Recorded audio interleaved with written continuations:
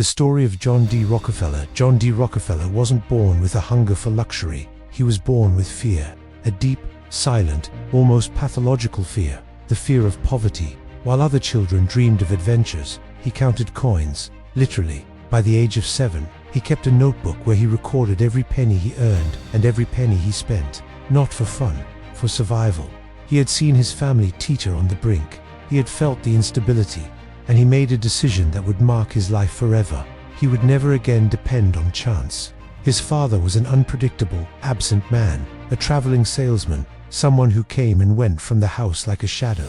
His mother, on the other hand, was strict, religious, and obsessed with order. From her, he inherited discipline. From his father, emptiness. And from that combination, a different mind was born. Cold, patient, calculating. Rockefeller wasn't charismatic. He wasn't strong. He wasn't brilliant in public. But he had something more dangerous. Absolute control over his impulses. While others spent, he saved. While others were distracted, he observed. He understood very young that money wasn't just wealth. It was security. It was power. It was freedom. By 16, he was already working long hours, not seeking fame or recognition, but stability. Every day he repeated the same ritual. Work, save, plan. He didn't want to be rich. He wanted to be untouchable. And without anyone noticing, without making a sound, he was building the foundation of something the world had never seen. Because this isn't the story of a man who chased money. It's the story of a man who decided to master it. If this introduction made you think, leave a comment and tell me, do you think fear can be an advantage? John D. Rockefeller learned early on that the world doesn't reward the most talented, but the most consistent. While other young people dreamed of making a name for themselves, he chose to disappear into the routine. He got up before everyone else, worked longer hours than anyone, and, above all, thought long-term when everyone else only saw the next day. He didn't improvise, never. Every decision, no matter how small it seemed, was part of a larger plan. Rockefeller didn't rely on luck. He relied on systems, on doing the same thing over and over again until he did it better than anyone else. While others chased strokes of luck, he built invisible advantages. There was something unsettling about his way of thinking. He wasn't interested in winning quickly. He was interested in never losing. He preferred slow but steady growth to brilliant but fragile success. He looked around and saw chaos, impulsiveness, repeated mistakes, and he understood that true power lay in doing just the opposite. That quiet obsession gradually set him apart from the rest. He didn't have many friends. He didn't need them. His mind was preoccupied with calculating, anticipating, preparing. Every penny saved was a victory. Every mistake avoided, a future advantage. Rockefeller wasn't running sprints. He was training to master the entire game. And without yet knowing it, that almost superhuman discipline was about to encounter the perfect opportunity. An opportunity many would scorn, and one he would turn into his ultimate weapon. If this part of the story captivated you, comment on how far you think extreme discipline can take you. Subscribe to the channel and join us as we uncover the beginning of an empire. John D. Rockefeller saw what others ignored. In the mid-19th century, oil was a dirty, unstable, almost ludicrous experiment. Most saw it as a passing fad, wells blowing up, prices plummeting, fortunes being born and dying in weeks, pure chaos. And right there, Rockefeller found his advantage. While everyone else was betting on extracting more, he asked a different question. Who controls the process? He understood that the real money wasn't in drilling the ground, but in refining, transporting, and distributing. Where others saw risk, he saw structure. Where others fought tooth and nail, he designed rules. He entered the business quietly, without fanfare. He negotiated contracts, reduced costs, and standardized processes. Each barrel refined was more efficient than the last. Each deal brought him closer to silent control of the market. Rockefeller didn't want to win a battle. He wanted battles to cease to exist. When prices fell, his competitors went bankrupt. He held on. When they rose, he consolidated. He learned to use time as a weapon, to wait, to hold on, to push when everyone else was gasping for breath. Oil ceased to be a game of chance and became a machine. And he was at the helm. Without grand speeches or headlines, the tide began to turn. Chaos was brought under control, and the name Rockefeller began to carry a dangerous weight for those who didn't understand the game. If you've made it this far, tell me in the comments, Do you think power lies in taking risks, or in controlling them? John D. Rockefeller didn't announce his empire, he built it quietly. While the country celebrated loud, visionary entrepreneurs, he was founding something far more dangerous, an unbreakable structure. Thus, Standard Oil was born, not as just another company, but as a network, a system that absorbed everything. Rockefeller understood that real power lies not in growth, but in integration. He bought refineries, controlled railroads, negotiated secret discounts, and imposed conditions that others couldn't match. Each move seemed small, but together they formed a perfect trap. His rivals didn't lose because they were incompetent. They lost because the game had already been decided. He didn't need public threats. He used prices, contracts, and time. He drove costs down until he suffocated the competition. Then he bought what was left, for pennies on the dollar. Many accepted, others resisted, and disappeared. Standard Oil didn't advance with violence, it advanced with logic. And against logic, no epic can survive. In just a few years, America's oil passed through his hands. It illuminated cities, powered factories, and propelled an entire nation. And behind it all, a single mind coordinated every cog. Rockefeller wasn't the face of progress, he was its mastermind. When the country woke up, it was too late. The empire was complete, invisible, efficient, ruthless. Write in the comments, does extreme success justify any strategy? Subscribe to the channel and stay with us, because next you'll meet the man who defeated his enemies without raising his voice. John D. Rockefeller never shouted orders or banged on tables. He didn't need to. His way of destroying his rivals was far more effective and far colder. While other businessmen fought in public, he operated in the shadows, using numbers as weapons and time as his ally. When a competitor appeared, Rockefeller didn't confront them directly. He lowered prices only in his own territory. He endured temporary losses that others couldn't withstand. He waited, he observed, and when the rival was exhausted, indebted, and without options, he offered them a way out, sell or disappear. It wasn't a threat, it was a logical conclusion. Many called him ruthless, others a genius. But the truth is that Rockefeller had understood something before anyone else. In business, power isn't about winning today, but about outlasting everyone else. He could endure for years, his enemies for weeks. What was most unsettling was his calmness. He didn't celebrate victories. He showed no emotion. For him, each acquired company was just another piece fitting into his perfect design. He didn't see people, he saw systems. He didn't see rivals, he saw inefficiencies. And so, one by one, the big names in oil fell. Some ruined, others absorbed, all surpassed.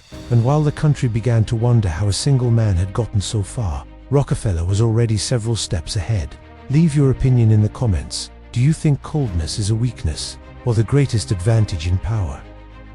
John D. Rockefeller was no longer just the most powerful man in oil. He had become a symbol, and not a positive one. As his empire grew, so did the resentment. The press began calling him a monopolist, politicians a threat, the public an invisible villain who controlled prices, jobs, and the future. Never before had a single man concentrated so much economic power. Standard Oil seemed to be everywhere and nowhere. When something went wrong, his name came up. When the price went up or down, he was blamed. Rockefeller became the face of modern fear, the fear that money would dominate democracy. Cartoons depicted him as a giant octopus, extending its tentacles across the country. And while exaggerated, they weren't entirely wrong. His control was real, his influence undeniable. The success he had quietly built now screamed from every newspaper. But Rockefeller didn't respond with speeches or public defenses. He did what he always did, wait. He was confident that the system he had created was stronger than any attack. However, this time it wasn't about weak competitors. It was about the state. Laws began to change. Research advanced, and for the first time, Rockefeller understood that there was an enemy he couldn't buy off or absorb. Political power was awakening. Comment below, do you think there should be a limit to wealth and power? Subscribe and continue reading the story, because you'll see the personal price the richest man in the world had to pay. John D. Rockefeller had won the money war, but he was losing another, much quieter one. His body began to break down. He lost his hair, his weight, his sleep. He suffered constant pain, anxiety, a tension that didn't leave him even in his rest. The man who controlled empires could no longer control his own health. Wealth didn't calm him, it isolated him. He lived surrounded by protection, but far from people. Every decision was analyzed, every step observed. Paranoia seeped into his daily life. He feared betrayals, lawsuits, collapses. Absolute power didn't give him peace. It gave him eternal vigilance. For the first time, his calculations failed. He couldn't bargain with his body.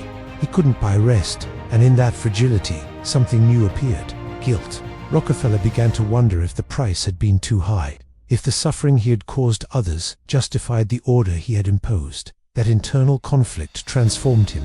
Slowly, the cold man began to look inward, to question his legacy, to think about how he would be remembered when money stopped speaking for him. The world saw a titan, but inside, there was a weary man, one who was beginning to understand that dominating everything is not the same as being whole. Write in the comments, do you think success without peace is truly worth it? John D. Rockefeller reached a conclusion few men at the top dared to accept. Money alone had saved him, and then he made a decision that astonished the world. If he couldn't buy peace, he would try to build it. Thus began one of the most radical transformations in the history of power. Rockefeller began to donate, not small amounts, but entire fortunes. He funded universities, hospitals, medical research, and public education. He didn't do it for immediate applause. He did it with the same logic he had used to build his empire: structure, long-term vision, and lasting impact. He wanted his money to keep working, even after he was gone. Many doubted his intentions, genuine redemption, or a final strategy, but the results were undeniable. His foundations changed medicine, education, and modern science. Millions of lives were touched by decisions made from behind a desk, by a man who had previously only seen numbers. Rockefeller found solace in giving. His health improved, his mind calmed. For the first time in decades, he smiled in public. He hadn't lost power, he had redefined it. He discovered that positive influence could be more lasting than controlling markets. The most feared man in America was rewriting his history, not as a conqueror, but as an architect of the future. John D. Rockefeller didn't just amass a fortune, he changed the playbook of money forever. Before him, wealth was noise, scattered businesses, visible leaders, fragile empires. After him, power became silent, structural, almost invisible. Rockefeller understood that true dominance lies not in owning companies, but in designing systems that outlive individuals. He separated ownership from control, management from presence, power from exposure. While others wanted to be seen, he wanted to be indispensable. He introduced practices that seem obvious today: vertical integration, extreme standardization, efficiency as a religion. It wasn't charisma, it was the engineering of power. And the modern world adopted it without realizing it. Even when the government dismantled Standard Oil, the plan had already been fulfilled. The empire didn't die, it multiplied. From its fragments, giants were born that would dominate the following century. Rockefeller lost a company and gained a dynasty.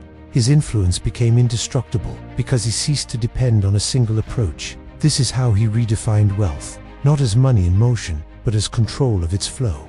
Not as immediate success, but as a planned legacy.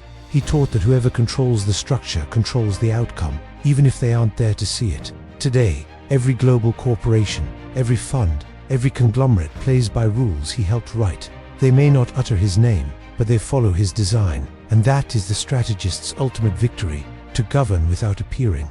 If this story made you see money differently, comment and tell us which rule you would change. John D. Rockefeller died in 1937 at the age of 97. By then, he was no longer just a man. He was an idea, a warning, and an uncomfortable lesson for the modern world. Because his story isn't just about money, but about how far a human being can go when they decide to control the game instead of playing it. He went from being a child terrified of poverty to the architect of the greatest economic empire of his time. He achieved this without charisma, without speeches, without public grandstanding. Only with discipline, patience, and a coldness that few can sustain. And therein lies the paradox. Those same qualities that took him to the top almost destroyed him from within. Rockefeller demonstrated that extreme wealth doesn't happen by accident. It is designed, it is planned, it is executed over the long term. But he also left an open question that remains relevant today. How much control is too much? At what point does success cease to be freedom and become a prison? His legacy lives on in every corporation, in every financial system, in every structure that prioritizes efficiency over emotion. Whether we like it or not, the world works more the way Rockefeller envisioned it than how many would like to admit. And now the final question isn't about him, it's about you. If you had his discipline, his vision, and his power, what would you be willing to sacrifice to see it through to the end? Leave your answer in the comments, subscribe to the channel, and watch the next video, where we explore the story of another man who changed the world from the shadows.